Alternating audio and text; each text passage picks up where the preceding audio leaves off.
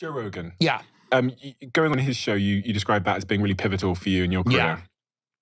He's the most generous person that I've met with his audience, with his fan base. All he wants is other people to succeed. He brings on comedians. He brings on writers. He brings on journalists. He helps them promote whatever they're doing. He has this huge fan base. He shares it with people. So I'm very lucky that he's had me on a show a bunch of times. And he's a very good friend. And like when I go on the show, we just have the conversation that we would have privately. We have it on a show. So I think that's why people like it. Podcasting. Yeah.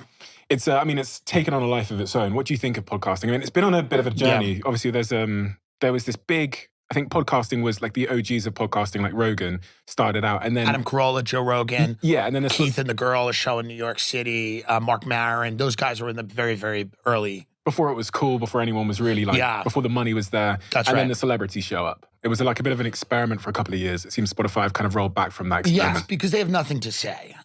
Most celebrities don't. A lot of them, are invented people who are created in a laboratory. The laboratory is CAA, my agency. And they create a person, and they get public relations people, they get lawyers, they get all these people, business managers, agents. They come in and they go, this is who you are. This is what plays. These are the things you highlight about your past. These are the things we don't talk about. Let's leave the Confederate flag at home. They create a person. That person then goes and they're now famous. It's a terrible idea to give that person a microphone and tell them to talk for an hour. It's terrible. Many of these people aren't that talented. Some of them are. Some of them are amazingly talented. Some of them are very, very kind of banal people. People tend to think of Hollywood as this place where it's all satanic pedophiles eating children. Now, undoubtedly, some of that is true, but a lot of it is just very banal, boring people that have been created by these corporations that when you realize how boring they are and then you look at how much money they have and where they live, that's what will drive you nuts. You'll go, oh my God. So that's why podcasting is a really, really bad idea for these people. They should be kept somewhere. They should have very managed things where they come out on the red carpet and they go, how are you doing? And they just go, climate change, and then walk into the auditorium and get an award. They should be allowed to speak 2 to 3 words at once, and they should know what those words are beforehand. It is a terrible idea to give someone, again, these people that all of their interactions are with other famous people. All of their thoughts are filtered through a prism of, corporate lawyers before they can say anything. This is not what podcasting is, in my estimation. Is there any celebrity podcast that you think is? I'm sure there's some that are really good. This is not everyone, right? I'm sure there are people that have really good podcasts. But like, if we're just talking in general about let's give A-list actors a microphone, probably not the best idea.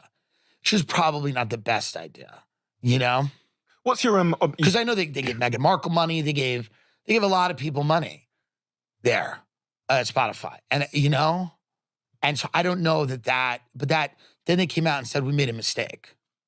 We shouldn't have given these people money. Do you think you should have gotten the money instead? Of course, I absolutely believe that, but I can't compel them to give me the money. I can't compel them. I can't get a member of the royal family to marry me, and I would have stayed in that castle no matter what was said. But I can't have that happen, so I can't. Oprah doesn't interview me, so I have enough money. But sure, I think it's podcasting to me. The fun of podcasting is being unfiltered, free, and just having fun. Comedy.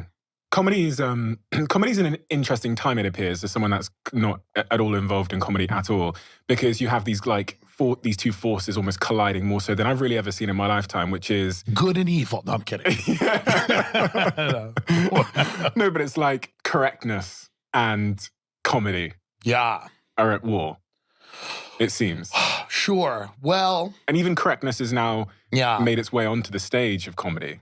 Yeah, I think that there is always going to be taboo subjects. There's always going to be things that are harder to make funny than other things. There's always going to be a line. As George Carlin said, your job is to find out where the line is, cross it, You got to get good at stuff to make people laugh at stuff. I like making people laugh at stuff that is inherently maybe a little darker because of the way I grew up.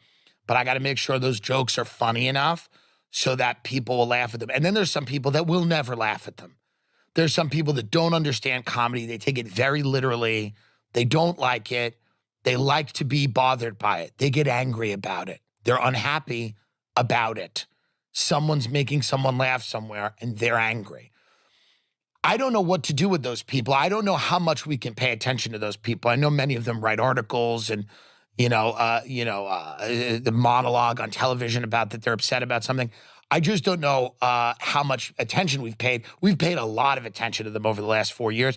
I think people are a bit exhausted by it. I think people are a bit over it. I think there are people in society that they're allowed to have their reactions to anything you do. You're allowed to hate me, find something I've said offensive, disagree with me. You can write about it, talk about it, whatever you want to do.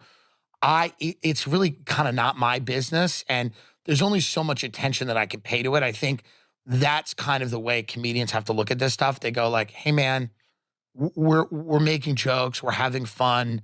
You have the right to be very angry about it and be upset about it. But I mean, again, that's a little crazy in my estimation to be that upset by comedians that have no real power. The thing about comedians, we don't have, but now people say, well, you have cultural power, soft power, whatever. That's sure. But we don't have the type of power that CEOs of large companies do. Our job is not to, move a conversation forward. Our job is not to, our job is to be funny. Now, if we do some other things, if we happen to shed light on something that's good, if we move a conversation forward, if we illustrate a truth, that's a great thing and it's secondary. Our primary job is to be funny. And that's being wrong. That's being stupid. That's being short-sighted. It might be even being bigoted. If it's funny, we're not in the job of being right. We're not in the job of being correct. There are people whose jobs are they have to be right. A surgeon has to be right. They can't just wing it.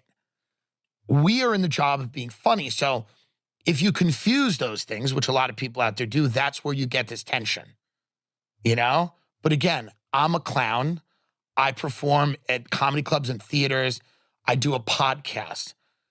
If I say something you don't like, it's really, really an infinitesimal chance that anything I say is really going to have the gravity and weight that these people think it does.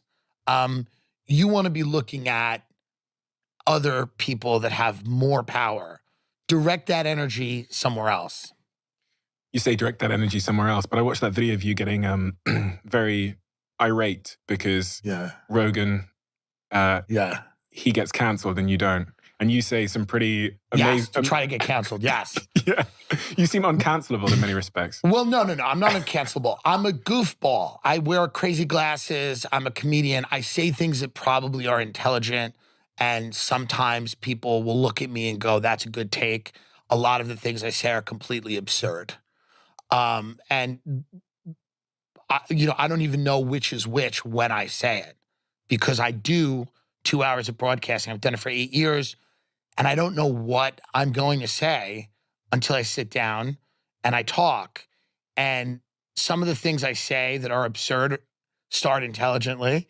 And some of the things I say that are intelligent maybe start absurdly. And that's the fun of it to me. If I knew what I was going to say or if I had an agenda, if I wanted to say a certain thing, I would get very bored very quickly. But I just try to look at stuff and go, what do I think? What do I think? I'm being told this. What's my reaction, And that's kind of like what I try to do. But yeah, I think I'm goofy. And if people are mad at me, they look stupid sometimes because of how over the top I am about certain things and how wild. And again, a lot of it I think is funny, right? So Joe has a different podcast. He has a podcast where sometimes it's funny, but he has very serious people on. He's the biggest podcast, I think, in the world. I think you guys are maybe the second. Right? You're up there. I have no idea. You have no idea. Okay.